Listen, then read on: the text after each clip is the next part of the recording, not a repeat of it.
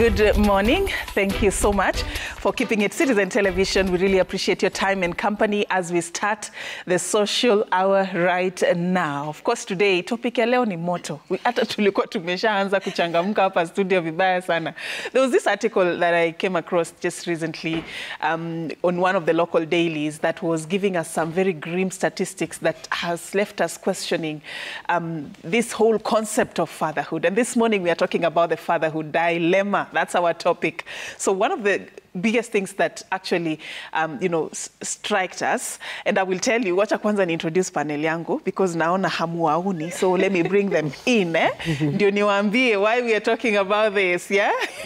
So this is the panel, ladies and gentlemen. By the way, it's been a while. Na kuambia impeachment happened and we happened, but it's good to be back. I miss you guys so much. You know, anytime we take a break, even if it's just a week, coming back is such a breath of fresh air. So I'm happy to be here. I hope you guys are happy. We are happy and excited. Good to see you, Roberta, kama mmemsahau. Roberta Bobby. And then tuko na cutie, Lady Josh. Hey, mazee tumepotea. Mr. Josh amekuwa kinitext. Kwani amkuji, kwani amekuji, but amesema ako set kama kawaida. Mwambie tulikuwa impeachment. Tumerudi ndio sisi yao. And then Ken Munyo. I actually thought ni mimi nimeimpeachiwa. Kumbe nilikuwa ni ulikuwa urudi, I mean. Ya Mungu ni mengi. Ya kuku ndio tuma ya. Nakwambia. It's good to have you. Thank you. Ken Munyo is a psychologist. Yes. Yeah, na akona mambo mengi sana atatuambia leo when it comes to the topic we want to discuss. So the article I was talking about, guys, was there was this is a senior medical officer anafanyanga DNA testing and everything in one of these leading clinics in Nairobi. So he does about over 100 DNA tests in a month. Actually, me hata hiyo peke yake ilinishock. Why would people be doing DNA tests? Inafika 100. Mtu mmoja tu. Yeye peke yake anafanya 100 in a month. Yeah? But then what he was saying is that out of every 30 paternity tests, kuna wakumi wenye fathers, 10 fathers are not raising kids that are biologically theirs. So out of every 30, 10 are raising kids that are not biologically theirs. My Lord. Hey, mimi nilijita mkutano. You know, that simply says out of the three of you. Hawako hapa. Kutumia tu data. Statistics ndio hii. Ameanza na my father's daughter. Safini wewe. Unajua ukisema hivyo unatupe pressure. You know the way you're saying it right now, it may sink. Niliona hiyo report and everything and people discuss, but I was like, say it may sink. Sijui mbona imenihit sasa hivi baya sana. Nilijita mkutano. But you're not guilty of anything. No. But then guys, seriously, I don't know about you. Just tell me what are these numbers telling you? Mi siko shocked. From a serious medical officer. Mi nashanga mbona mko shocked. We? Isn't in mambo za life. These things were even acceptable actually in the African traditional society. Which Africa? Let me tell you. Where? There is this tradition. The Luos had it. I think the Maasais as well. I don't know what the names are. Mpaka they have names. Ni venye tu sitaki kuziboch. Sijui vizuri. Where the lady, it wasn't a spoken rule, it was more unspoken, where the lady was encouraged to have at least one child outside of the marriage, outside of the relationship, because there were so many factors, like in case kuna disease kwa family, in case one of the kids had to be different. Ilikuanga. And even in these societies, kwa fence, nyuma huko kwa nyumba ya madam, uko kwa fence ya nyuma, they used to leave a space where the man, when he's coming home, he has to come home singing and chanting those traditional. Yes, ndo boyfriend yake, kama ako hapo atoke na nyuma ahepe. So hizi vitu ziko, ni venye tu maybe had to discuss, so they've not come to the light. I mean, it's shocking. It might be shocking because of the element of deception and betrayal, because in an ideal situation, these are conversations we're supposed to be able to have very openly. These are things we're supposed to talk about. And I always say, especially, people don't respect monogamous relationships. Relationships zingine zote zinapangwa emphasis, but ikifika kwa monogamy, where you're expected to be exclusive with each other, where we say, nakutaka, unanitaka, yes, let's do this. Watu wanazanga hapo mambo za cheating, polygamy, polyandry, nini. Kama hautaki monogamy, usijiforce kwa monogamy. Enda to where you want to be honest with yourself, and accept and communicate your needs. Don't lie, don't force yourself. The shock comes from the deception and the betrayal. Otherwise, even if it will happen, imekuwa since time. Wacha ngwambie Safin. Mimi vitu ni normal. Mi kwangu, mi personally kenye neza sema, we've always known it's the men. Hao ndio wanakutushokingi like cheki kuna kamtu mahali. Hao ndio kuwa na maissues. Hao ndio kuwa na hizo issues. Like maze, wacha, sorry to use this example, but napenda kuitumia mkobari ule amse, unacheki kuna madhami kama hapo anasema by the way, na ukiangalia hao watoi ni watoi wa bigi baka kuliko watoi wenye sasa mnafikiria hao ndio walikuwa wa kwanza, una get. So tumezoea the men. Hiyo hatujai kuwa surprised. Unajuanga tu hata una have conversation na mzee ni aje rada, kuna msee yako huko anatembea na labda ni wetu, tuna share the same name or whatever. So for women, when did we get here as women? Like tulifikanga hapa? Tulifikaaje hapa kama magaldim? Ati yani uko na msee kwa nyumba, mtoto wa kwanza probably tu ndio wake, au wengine wawili, unalala hata unatoa wapi usingizi wewe kama dem? Unatoa wapi usingizi? Hiyo nguvu unatoa wapi? By the way, unajua imefika point madem sasa ndio wanaenda nje, na si enye Safin mimi sijui tulifikaje hapo. You know, it's always been the men are doing this, the men are doing this, and it's always been like okay, by okay na neka quote and quote, it's not okay, but it's always been like okay. But women tumefika sasa sisi ndio fear women. Unajua kitu nasemango kama meme, it's no longer a meme.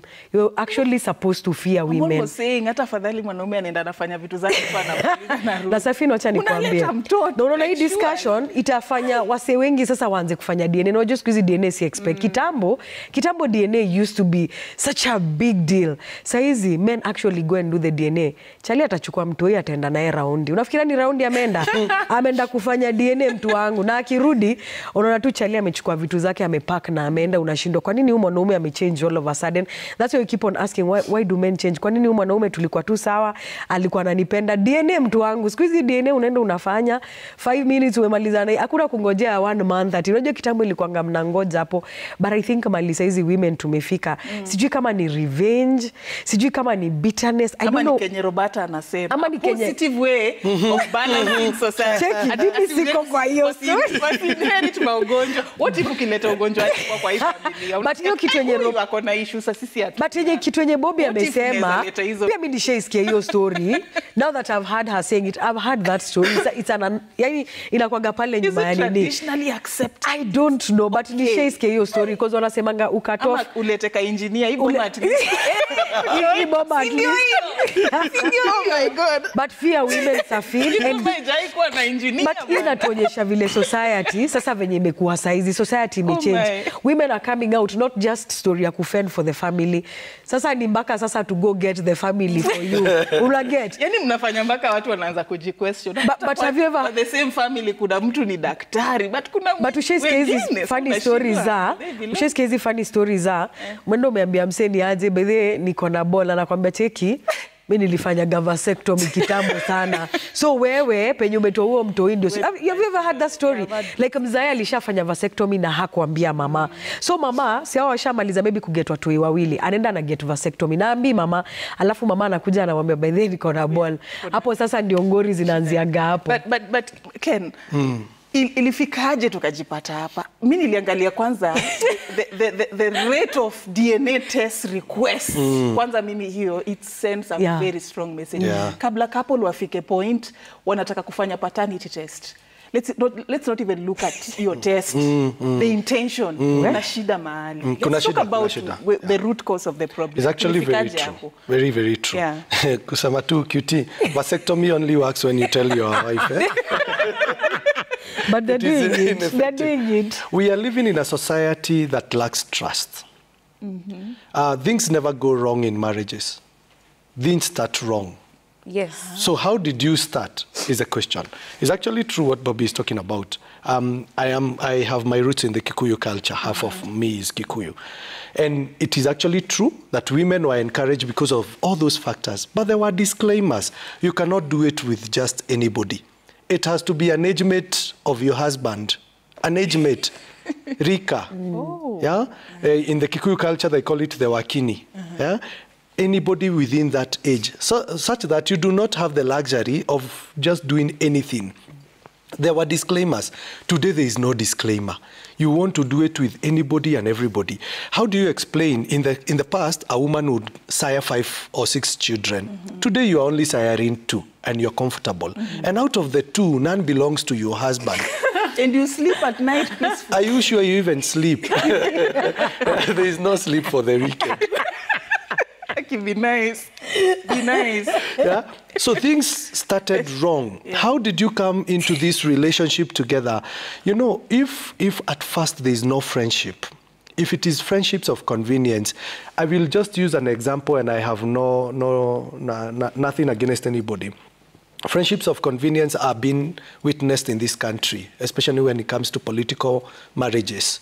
Is when we come together because you can pull and I can pull, and together we can amass.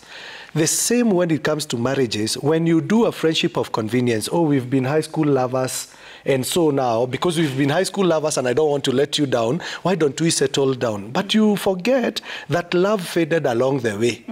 There was no friendship. Along the way, so many things also happen. Probably it's revenge. Yeah, this guy messed with me. Let me tell you, because I work with students and college students and university students, is the rates of abortions in this country are so many. Silent, and we do not want to talk about it. The rate at which our ladies are being subjected to use pills, yeah, e-pills, emergency pills in Nairobi, the booming businesses on Monday. Nakwambia Monday ikakuwa declared holiday usiku. Kwenda church. Kwani Sunday watu wenda wapi? Na Sato walikuwa wapi? Nakwambia public holiday ikakuwa declared on Monday. The number of congratulations zinafaa kwenda out Tuesday kwa sababu mtu alichukuliwa Friday na bado hujarudishwa until Monday na 72 hours zimepita. I'm still the Catholic that I am. Unajua vitu mingi lakini. Trust issues is an issue that we need to go back to. If the breach of the trust is, I always say it's like a mirror. If you break that mirror, you can be able to bring it together, but the cracks will always remind you. We are also having people who are unable to forgive each other. So you want to harm this person, something that will stay with them forever. You know, a child is a forever thing that you see. Thirdly, is all about what now we are discussing. You've already said somebody who is doing it in Nairobi. And then tukosane tu kidogo na Shiro ni yetu naishi naye kwa nyumba. Yeah, tukosane tu kidogo. The first thing that I will start looking, I have 2 children, I will start looking at them like, behavior siyo yangu. And then I will say we are going for dental. And you know now, some of us are doing it because of paranoia. I like the fact that you've talked 30. What about the 70? There's a high likelihood that the 70 confirmed that you are actually the father and you're actually the mother. What happens later? When there was a trust gap, that let's go and try, I'm not even sure. And then the doctors tell you, hey, relax, Buddha, relax.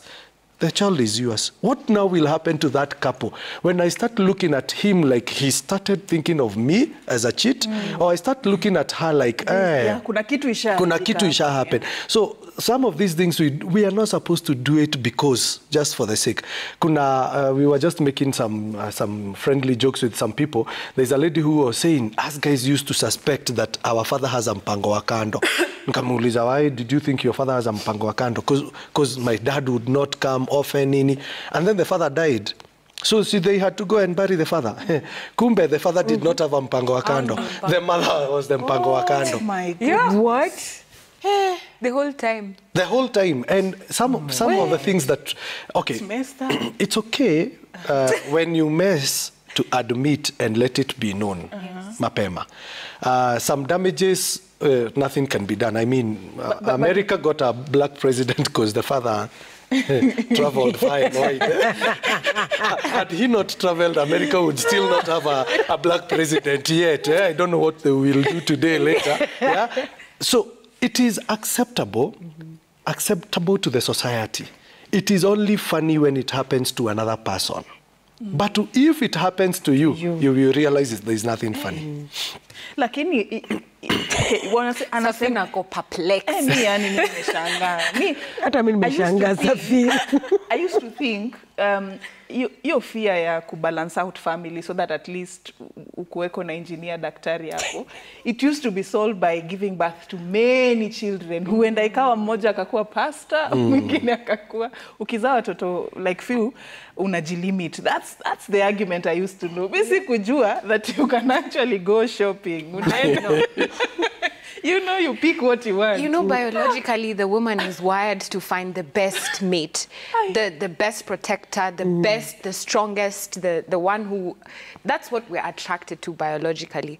So it's a very non-natural biological process. But what is best? You can find best daily. Best for you. Best daily. Is relative. Yeah. Yeah, best is very relative. It changes, it varies according to your needs, your environment, a lot of things. So I think it's only shocking because it's not a conversation that we have openly, because people have boxed women into this space where women are not like this, women are not supposed to be like this, women are not supposed to do this. And I don't like exclusive conversations like that, because they not only not help us have the conversations, they make us just act like nothing is happening. We just ignore it altogether. Like, I don't expect women to do that, so we don't talk about it. Newsflash, it is happening. And it has been happening for years and decades and centuries. It's been there. It's a thing that has been happening. No, fear women. Out of 24 hours, you need to take at least 23 to just fear women. And then the other one, to fear that you feared. And Cutie amesema, what did Cutie say? I forget, but like easy conversations. Me, I think the only thing we need to do is just have them. Actually have these conversations and say, you know, this is something that's happening. Let's not. And this is why I talk about communication, because it starts from you. It's not something you grow up and then you expect other people to be truthful, other people. It starts with you cultivating this relationship within yourself so that you're able to stick and attract spaces where people also can have such conversations. You know, in relationships, I used to wonder why things don't work out. Ni nini, kama nakulike na una ni like. Situdui kitu tunaiwa. Nika realize, kama hamhavi hizo conversation. Unaona hiyo swali ya, will you be my girlfriend? Do you want to live with me? Do you want to move? Don't assume ati, because it has to be on the let record. us have, are you monogamous? Do you want 3 wives? Do you want 6 children? Let's have the conversation. See, those are favorite color. Hizo ndo mnazi have. 6 years love down language. the line, you're so, na love language, you're so shocked and confused. You know, I never saw the signs. Ken amewambia, hizi issues zianzangi ndani ya marriage. Zinaanzanga before. Have the it's not, nothing is off bounds, especially when you're trying to share your body, share your life, make children with somebody. Honestly, why are you scared of having these conversations and you guys are making children? Isn't a conversation so basic when it comes to such a serious union? So let's not be afraid. Have the hard conversations. Those discussions that you're scared of having. Have them. What if in 5 years I decide I want to be polygamous? What then? How are we handling that situation? Because we change, we grow, our needs become different. And sometimes your partner doesn't want to evolve with you, or they can't, or they don't know how to. Have these discussions, imagine, talk. Inakaa ngumu only if you guys are not willing to go the long mile. But people who have actually decided they're in this for the long run and they've said, yo, let's do this, I want to do this. These conversations crop up and people find ways around them to have them. And let's not box women and say, you know, women don't do this, men are not supposed to do this. Every thought you've ever had in your head, it exists somewhere in this world. The way you're thinking, there are no women with multiple partners. There are no women who bring kids out of wedlock. There are no nisijui. Those things are happening. Niwe tu jisiki kuhave your conversation. Na ukichunguza utapata hata madhako alidio stuff. Aunties wako wote walidio stuff. Na hata babako ako sawa. He knows. Why? Because they had the conversation. And even if he doesn't know, those conversations, they will come up, whether it's in 60 years, in 50 years. Now, the longer you wait, the more conflict it causes. How come when it comes to a man bringing a child out of wedlock, usually inakuwa ni acceptable, ni sawa. Jamii unaambiwa, sasa msichana wetu, unajua watu husameana. You know, you will discuss that. Lakini when it comes to the woman, ngori. Mbona hiyo kwa shida? Safini ni venye nimekuambia, ni vitu tume grow up tukijua. Unachiki zile zetu tunasemanga, we ukigrow up, si we ni mtoi, umezaliwa, kwenye umezaliwa. Vitu zenye utapata zikifanywa kwa hiyo boma, we uta grow up ukifikiria that is the right way, even if it's not. At the end of the day, even you right now as a parent, you're responsible. Whatever your children think, whatever they, yani ni wewe ndio uko responsible for that child. So whatever you teach that child, ukimpeleka church, hata kama ata change somewhere along the way, but wewe ushafanya pati yako, ushampeleka kanisa.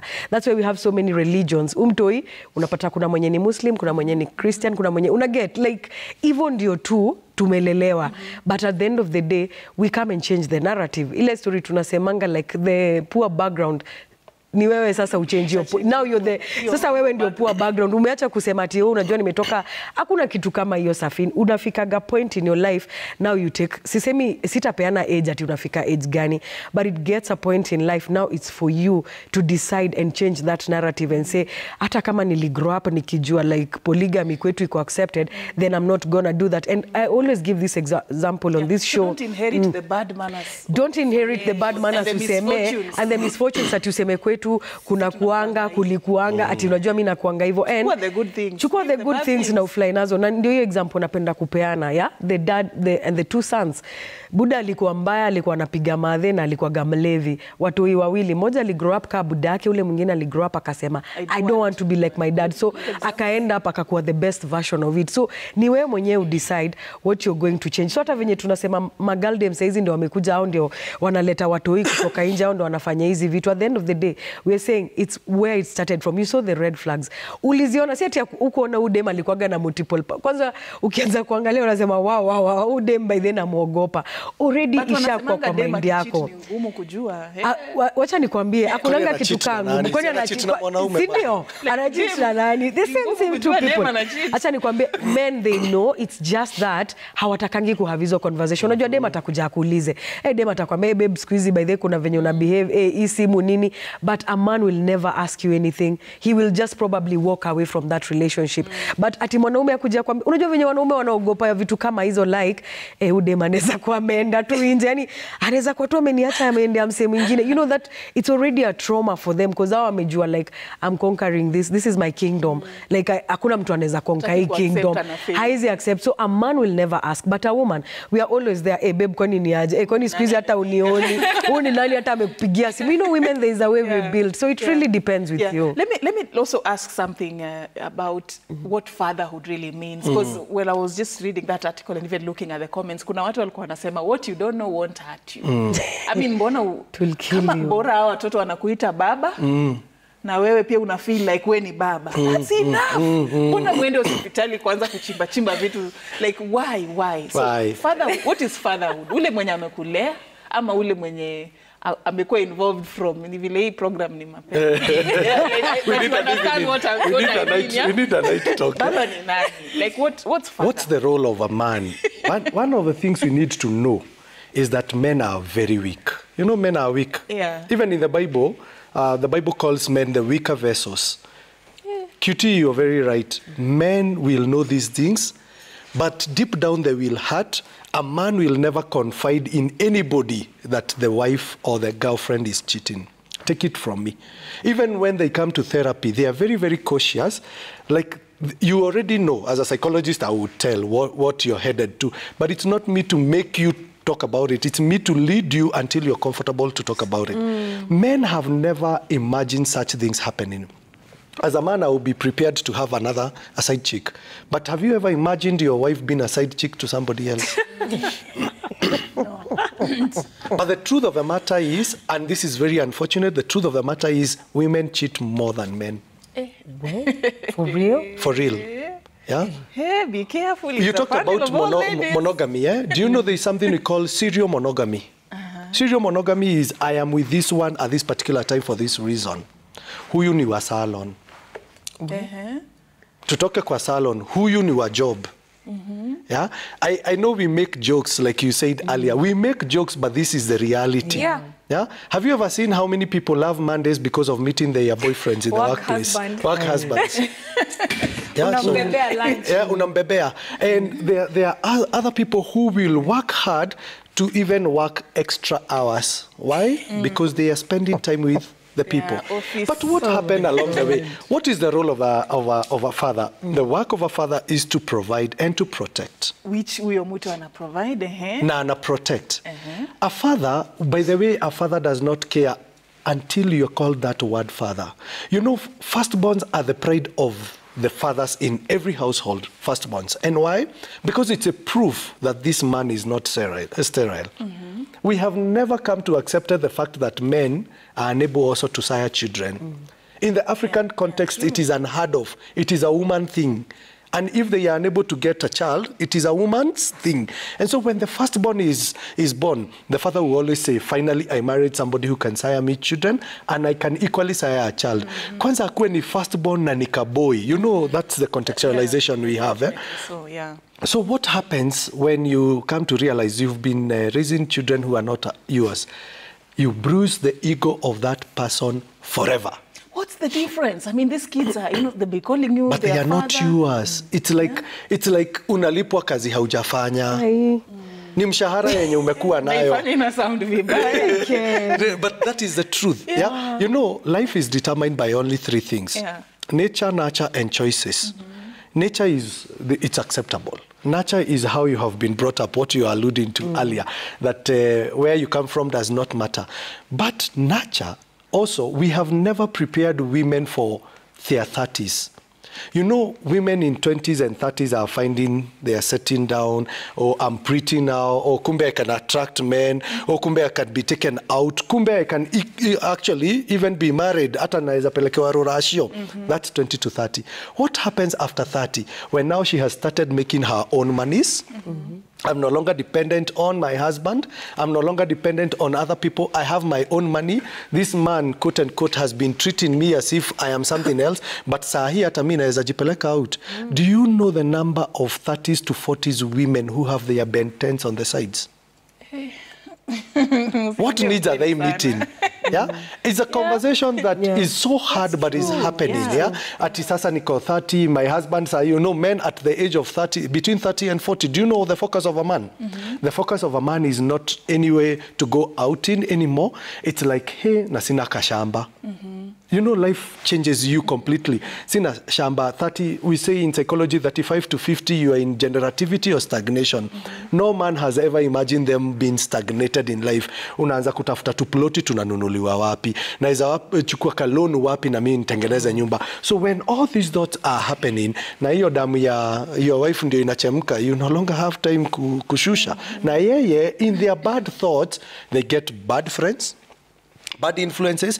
If you're a lady, you're 30 and you're married, stop having friends who are single as your friends. Because now ni hao wanaenda rave.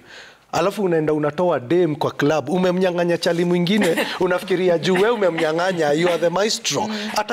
Utanyang'anywa hata wewe tena. Yeah, because what goes around, it will come around. So fatherhood is not even fatherhood. Marriages is a sanctity that needs to be protected, and it does not call for one immature person. It calls for two mature people who are ready and willing. I like the fact that you've said, let's have these serious conversations. Conversations of what would cheating mean to you? Yes. Yeah? What is cheating? Is texting or sexting other people cheating?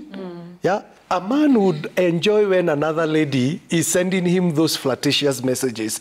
But a woman, when they see such a message, sijui kama mshaiona ka meme, a lady crying and the husband is asleep. Wanasema the detective is awake, crying, and the suspect is asleep, not knowing what is happening. Yeah? The moment that thought comes into your mind, everything is wrong about that relationship. The reason I ask that question is because kuna hii group ingine ya wanaume. They have sired children, but then you're asking, are they fathers? The one that we were talking about at QT. Mtu ali left group, unalala aje usiku. Ulizalisha msichana wa mtu, and you're nowhere to be seen. But can we also agree? Nowhere in the picture. Can we also how agree? do you even breathe? And they go and take care of that other girl's babies. No, but can we also agree that there are men who are not ready to sire that child, but the lady is the one who But made Ken, them? it's your child. It does not Mtoto mean ashafika. cheki basi mbona ulikuwa hapo in the first place. Labda hata Usiende kucheza. Labda hata ujui ulikuwa. Buda, acha nikwambie hapo hakuna. Wanasemanga mwanaume anajuanga. Hiyo moment, mimi sijui vile happen, but wanasemanga anajuanga. Kuna vile Let me tell you, as long as you're a consenting grown-up, there is no excuse you can give. Yes. Because even before you get into it, you know the consequence. You're not going to get a new washing machine. You know what's coming. You're not going to get a lot of... You know what's coming. Now, hii conversation ya DNA, by the way, naona inawa shock, lakini mi naona DNA inafaa ikuwe mandatory and normal. What? Inafaa ikuwe tu... Ifanywe wapi? Kwa maternity. Wait, cheki. No. Utoke ukijua. Hapana. unasema nini? Ngoja tupate. Unasema DNA ikuwe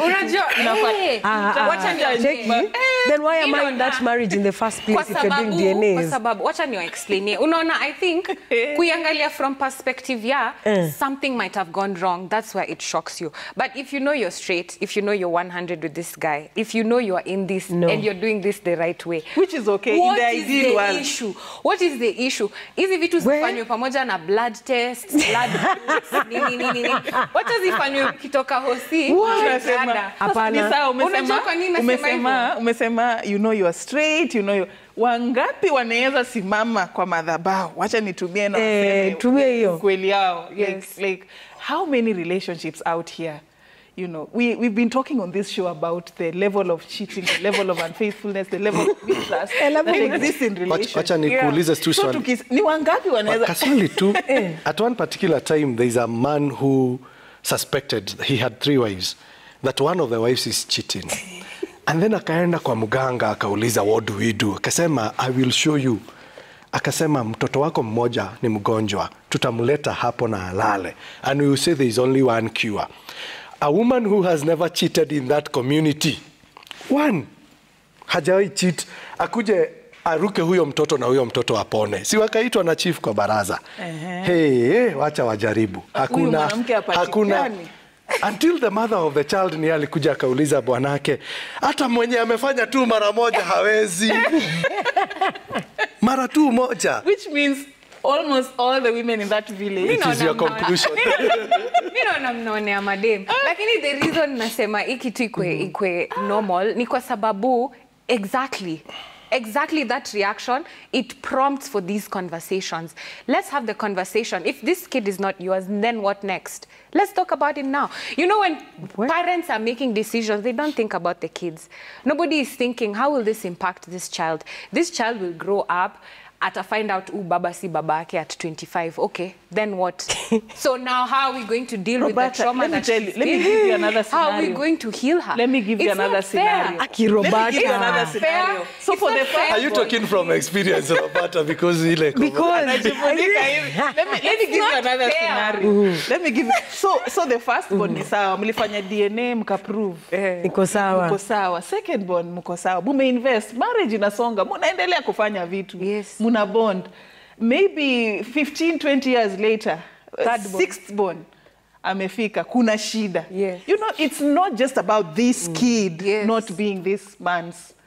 When you're making a decision, you have to look at it now 360. There are 5 other children involved here. There's a lot you've done together as a couple. There's so much that will have to inform that decision. Roberta, how do you deal with that situation? If you've been with someone for 50, 20 years, hamwezi have your conversation. Listen, Roberta, acha nikwambie Roberta, Kenya unatafuta whatever it is that you're looking for, you're gonna get it at the end of the day. And na acha nikwambie, it's not even about, for me, hakuna venye tunaingia kwa marriage, tuende tu mbele ya watu na mbele ya Mungu tuseme okay, for better for us till death do us part. Alafu unaniambia tunataka kwanza kufanya DNA cheki. If you don't trust trust me, that's why tunasemaga relationship ikianza, vile amesema Ken amesema lazima ianze na basis ya trust. So if you don't trust me, na mimi na allow hizi vitu kama DNA, pia mimi nakuonyesha by that mimi simtrust. Why am I accepting things like that? That's unacceptable for me. It's unacceptable to say that ati kila mtu wetu tunafanya okay, tunadu nini kwa hii relationship. Cheki, tunafanya nini kwa hii relationship? Ati after every newborn tunaenda DNA. Shida ni acha nikwambie, there's a deeper problem. Kwanza you as a couple mko na shida kwa sababu number one, you don't trust each other. So why are we marrying each other if you don't trust each other? At the end of the day, if you don't trust me, then don't marry me. But I'm not going around doing DNAs just to soothe your ego, to please you, by the way. Kama uni trust Buddha, we kanyaga tu kubwa kubwa. And just to add on that thing that you're saying about like when men sire kids and they start like wewe umesaya mtoi. Unajua ni kama venye unaweza sahau kibeti kwa hao. Nimekuja job, nimeacha kibeti na hiyo kibeti inaweza survive bila. How do you walk away from a child? A child is, unajua mtoi ni forever. Venye tunasemaga mtoi ni lifetime job. Hauwezi tu walk away na useme by the way ati sina mtoi mahali ama mtoi wangu anakuaga mahali. Umeenda kwa bar, umebaia mbogi pombe hata ya 20,000 lakini kuna mtoi mahali ana school fees, hana diapers, hana food, hana nini hata ujui analalaga wapi ana, you know, those kind of men I think wako na a very big problem. And also there are women that walk away from their kids. I've seen it, like kuna boy beshte yangu analiaga mtoi. Mama aliendaga akiwa 6 months by the way. Ali walk away na akaenda akiendaga. Alienda. Kama simu kisahau kwa nyumba uwezi pumua. Cheki, hata irudi manzi. I don't get it. How do you forget that you have a child? It's not a past that you forget at home. Si kiatu umesahau kuvaa leo umevaa sandals that utazirudia. You know, like it's crazy to even think about it. It means you have a problem, Safin. Like imagine uko na shida kubwa sana. Which brings me back to the question. So fatherhood. Unaona sasa kwa nini niliuliza hiyo swali? Baba ni mwenye anakulea, akakutunza, akakuprovide, akakufanyia kila kitu, ama ni ule mwenye alikuzaa? You know, we are dealing with this fatherhood dilemma. But who's the father now? Okay. Before tuende hapo, acha tu nijibu kitu moja. We are not preparing young people for marriages anymore. We are preparing them for their wedding days. Yeah, true. Yeah? And a wedding day is a one event. And so many of us are investing heavily on your wedding day and you're forgetting to work on your marriage. I think we need to go back to the roots and start preparing people for marriages. To your question, fatherhood. Does the child know who the father is? Mtoi ni kuambia unaambiango huu ni yeye babake. And there's a red flag. Every time you get home as a man, na unashinda mtoi akiambiwa that's your dad. Muita daddy, muita daddy. Iko shida.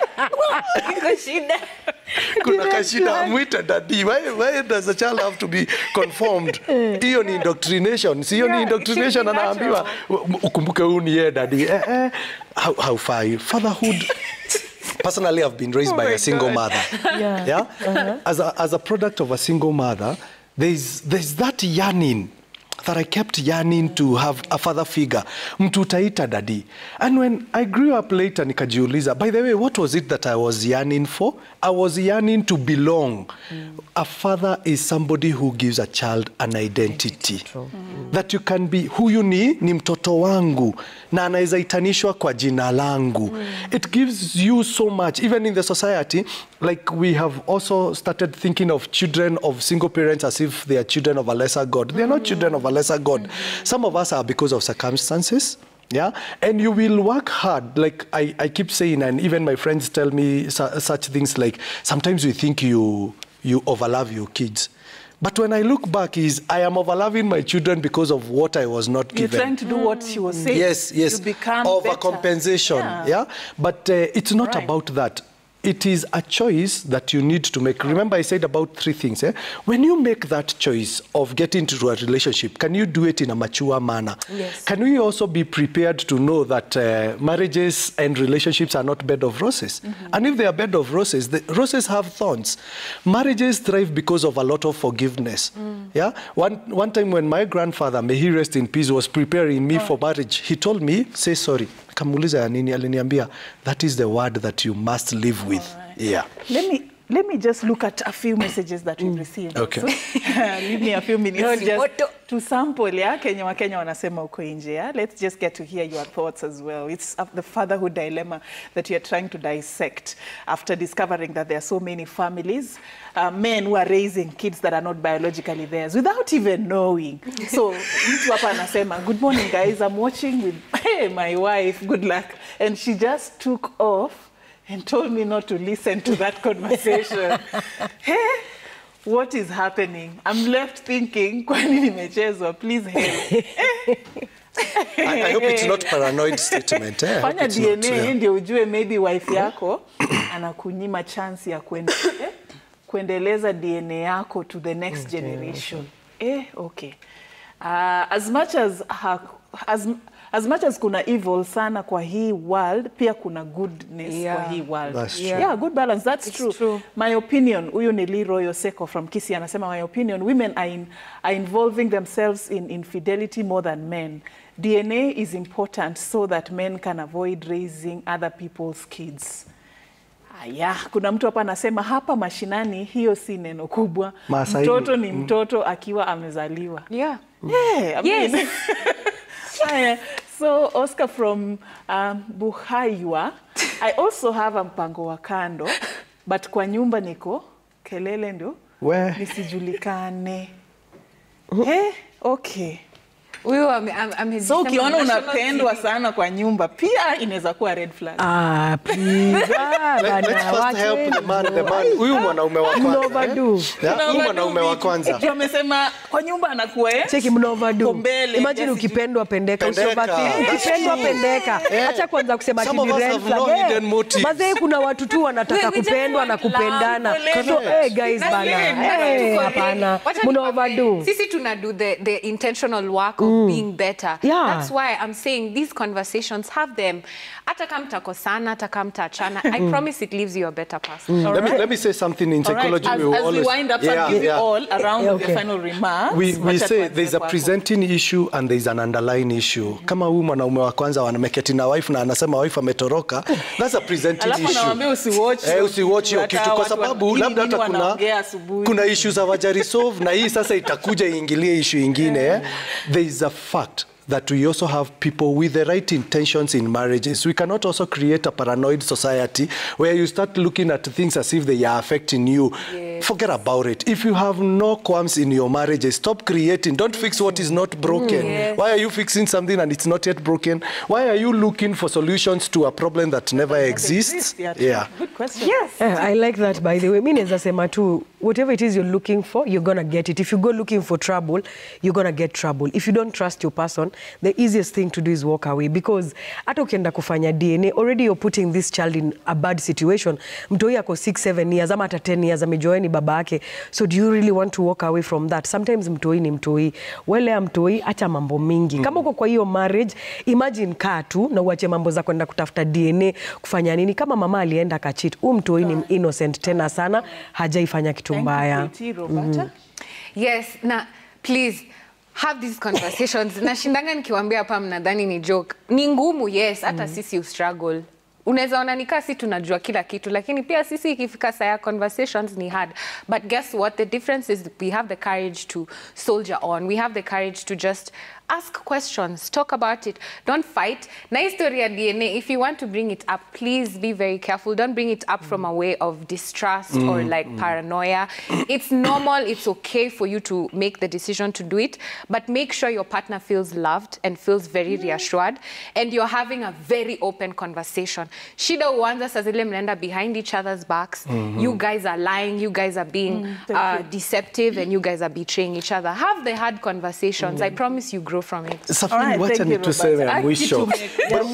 Broken engagements are better than broken marriages. If the red flag appears in your engagement, if you cannot fix it, don't get into marriage. Marriage, because once you get in, Ngori. wamefunga pingu ya maisha. Yeah. I wish it was that easy, by the way, but DNA tests are not things couples do, like the way you'd say, let's pass by here and have coffee because it's a hobby. DNA ukuja na a lot of pressure. By the time mtu anakuambia twende DNA, already kuna shida, kuna vita, kuna everything.